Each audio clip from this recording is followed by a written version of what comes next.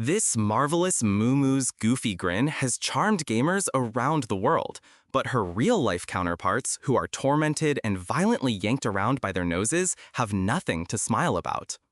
This isn't a line from a gritty documentary. This is a direct shot fired by the animal rights organization PETA at one of the biggest names in entertainment, Nintendo. The target? Not some gritty, realistic depiction of violence, but a smiling, cartoon cow in a racing game. The battleground for this latest culture war clash is the fictional, yet critically acclaimed, blockbuster title Mario Kart World. Today, we're diving deep into a story that's stranger than fiction, a conflict where whimsical game design collides with the brutal realities of industrial farming.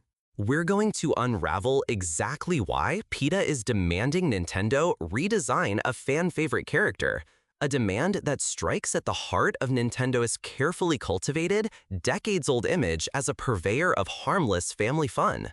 We will journey back in time to explore the long, bizarre, and often hilarious history of PETA's campaigns against the Japanese gaming giant. And finally, we'll ask the crucial question: is this a genuine attempt to protect animals, or a masterful publicity stunt designed to hijack the success of a multi-billion-dollar franchise? Get ready, because this is the untold story of the cow that roared. Let's set the scene. Imagine the near future. The year is 2025. The entire gaming world is buzzing with the launch of the Nintendo Switch 2 and its flagship exclusive, Mario Kart World. It's a smash hit, an instant classic. Critics are raving, with an average score of 86 out of 100 and a 97% recommendation rate. The game is a visual feast, a vibrant and joyful experience for everyone. And amidst the classic lineup of Mario, Luigi, and Princess Peach, a new challenger emerges, quickly capturing the hearts of players everywhere. A cheerful, goofy-grinned cow character known affectionately as Moo Moo. She's charming, she's fun to play, and she instantly becomes a fan favorite for her unique stats and delightful animations. But she has one tiny detail that has ignited a firestorm of controversy: a brass ring piercing her nose. To most players, it's just a cartoonish accessory, no different than Donkey Kong's tie or Wario's oversized mustache. But to PETA, the People for the Ethical Treatment of Animals, that ring is not an accessory. It's a symbol of unimaginable suffering. In a move that blindsided the gaming community, PETA issued an open letter addressed directly to Nintendo's president, Shuntaro Furukawa. The demand was simple, yet profound: change the cow, remove the nose ring. The organization argues that its inclusion in a family-friendly game is not just a poor design choice, but an act that actively promotes and glamorizes animal cruelty. The senior vice president of PETA, Joel Bartlett, didn't mince words in his statement, contrasting the character's in-game charm with the torment of real-world bovines. The letter itself goes into graphic, unsettling detail, describing how these rings are used in the agricultural industry. It describes how the rings, often made of brass, are painfully stabbed through the sensitive nasal septum of a bull or cow without any anesthetic. It explains that these rings are used as a tool of control, allowing handlers to yank and pull the massive animals by one of their most sensitive body parts. The letter paints a grim picture of these rings being used to drag animals to their deaths, and even more cruelly, to enforce the separation of mother cows from their newborn calves. Special rings with spikes are used to make the simple, natural act of nursing agonizingly painful for the mother, forcing her to reject her own young. PETA argues that for these animals, the ring is a source of chronic pain, inflammation, and constant discomfort. Their argument to Nintendo is this: by placing this symbol of torture on a beloved, smiling character, you are desensitizing millions of children and adults to real-world animal abuse. You are undermining empathy and inadvertently teaching a generation of gamers that such devices are harmless or even fashionable. They contend that a minor redesign, a simple digital removal of the nose ring, would be a minimal effort for Nintendo, but would send a powerful, positive message. It would align the character, they say, with the otherwise wholesome and family-friendly aesthetic of the Mario universe.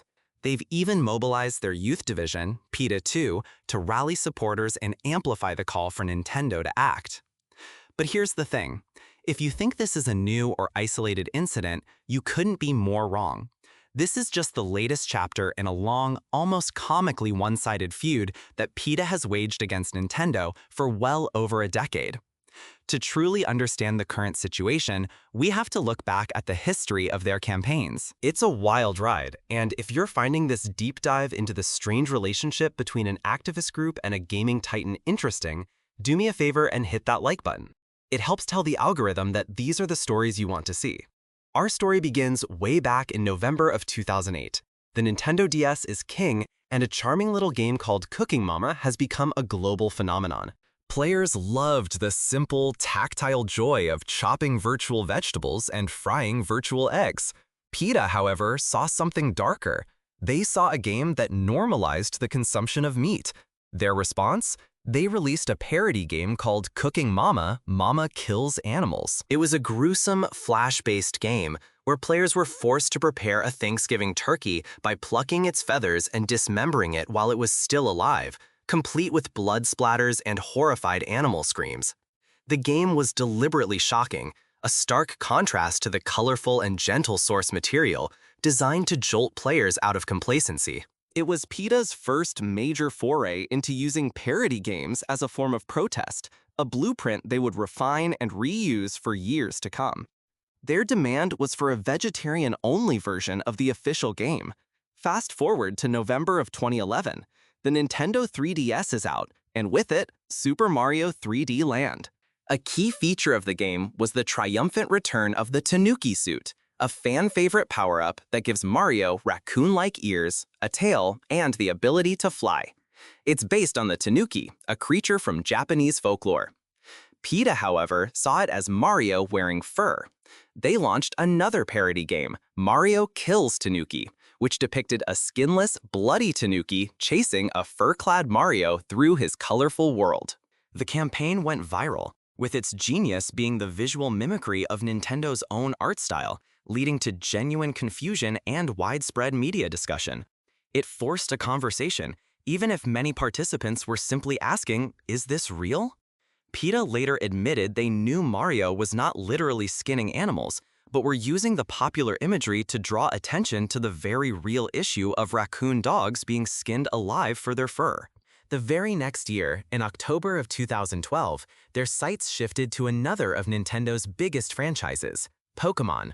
Following the release of Pokémon Black and White 2, PETA released Pokémon Black and Blue. The parody game reimagined the world of Pokémon not as a friendly place of companionship and sport, but as a world of animal abuse. Players controlled a battered Pikachu who had escaped his abusive trainer, Ash Ketchum, and joined PETA to fight for Pokémon liberation. The game portrayed Pokémon battles as violent dogfighting, and Nurse Joy as a hypocritical veterinarian who healed Pokémon only so they could be forced to fight again. Their campaign portrayed the beloved Professor Oak as a cruel experimenter and depicted trainers as complicit in a worldwide system of animal exploitation. They didn't stop there. Just 1 year later, in October of 2013, they released a follow-up, Pokémon Red, White, and Blue, this time targeting a collaboration between Nintendo and McDonald's for their Pokémon-themed Happy Meal toys. This game depicted a grim world where Pikachu and his friends were tormented in factory farms and laboratories by a sinister Ronald McDonald-like clown. The message was to boycott McDonald's to protect both Pokémon and real-world animals. The campaigns continue to evolve with technology. In July of 2016, the world was swept up in the augmented reality craze of Pokémon Go. As millions of players walked the streets catching virtual creatures, PETA saw an analogy for animal captivity. They declared their Los Angeles office a Pokémon safe zone and published articles comparing the act of catching Pokémon and storing them in Pokeballs to trapping wild animals and forcing them to live in cages and zoos. Then came the Nintendo Switch in March of 2017, along with its quirky launch title, 1-2 Switch. One of the minigames involved players simulating the act of milking a cow. PETA found the depiction to be too pleasant. They sent another open letter to Nintendo, asking that the minigame be patched to reflect the realities of the dairy industry, suggesting it should show the painful separation of calves from their mothers. 2 years later, in June of 2019, ahead of the launch of Pokémon Sword and Shield, they targeted the new sheep-like Pokémon, Wooloo. They launched a campaign with the slogan, "I'm not your Wooloo sweater," promoting anti-shearing messaging and equating shearing a Wooloo with the cruel practices found in some parts of the real-world wool industry. Their most recent major campaign before the current cow controversy was in March of 2020 with the release of the cultural juggernaut Animal Crossing New Horizons. While the world found solace in creating their perfect island paradise during a global pandemic, PETA saw a world of potential animal exploitation. They published a vegan guide to the game, instructing players on how to play without harming any virtual animals. This meant no fishing, no catching bugs, and absolutely no building Blather's Museum, which they labeled as a monument to animal imprisonment. The reaction from the gaming community was a mix of bewilderment and humor. Players created memes, staged in-game protests against PETA's virtual protest, and debated the philosophical implications of catching a digital coelacanth. It highlighted the strange tightrope PETA walks. To get their message across, they often have to engage with these virtual worlds on their own terms, leading to situations that can seem utterly surreal to outsiders. Looking at this long history, a clear pattern emerges. PETA consistently identifies a massively popular, family-friendly Nintendo title, isolates a single mechanic or design element that can be linked, however tenuously, to real-world animal cruelty, and then launches a high-profile, often shocking media campaign around it. Which brings us back to the present day, or rather, the fictional year of 2025 and the case of the Mario Kart World cow. Nintendo, for its part, has yet to respond to PETA's latest demand. And if history is any indication, they won't. The company has a long-standing policy of not engaging with these kinds of protests. They have never once redesigned a character, removed a mechanic, or issued a public statement in response to any of PETA's campaigns. They remain completely silent, allowing the controversy to flare up and then inevitably die down as the news cycle moves on. This raises the most important question in this whole affair. What is PETA's real endgame here? Reading between the lines of their own statements and observing their past actions, it seems highly unlikely that they genuinely expect Nintendo, a multi-billion-dollar corporation famously protective of its intellectual property, to bow to their pressure and redesign a character in its flagship new game. It seems far more probable that the goal isn't to change the game at all. The goal is to use the game as a vehicle. Mario Kart World is a fictional, high-profile title with immense global recognition. By attaching their cause to such a massive cultural product, PETA guarantees media coverage. This strategy is a form of culture jamming, using the symbols and platforms of the mainstream to subvert its message. News outlets, gaming blogs, and YouTubers, much like myself, will cover the story, and in doing so will be forced to explain PETA's reasoning. They will have to talk about why PETA is upset, which means they will have to talk about nose rings, industrial farming, and the suffering of real cows. Nintendo's strategy of complete and utter silence is, in itself, a masterstroke of public relations. By refusing to acknowledge the controversy, they deny it the oxygen of a back-and-forth debate.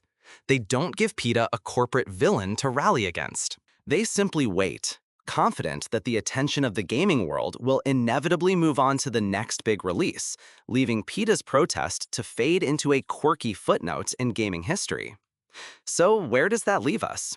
We have a conflict between a gaming company that creates whimsical, abstracted worlds and an activist organization that seeks to inject harsh reality into those fantasies. Is PETA right to demand that our entertainment be ethically sanitized and free of any symbols that could be linked to real-world suffering? Or is Nintendo right to protect its artistic creation and trust that its audience can distinguish between a cartoon cow and a go-kart and the complexities of modern agriculture? It's a fascinating dilemma at the intersection of pop culture, ethics, and corporate PR. The story of Mario Kart World's cow is more than just a silly headline. It's a case study in modern activism and the ongoing conversation about the social responsibility of our entertainment. What do you believe?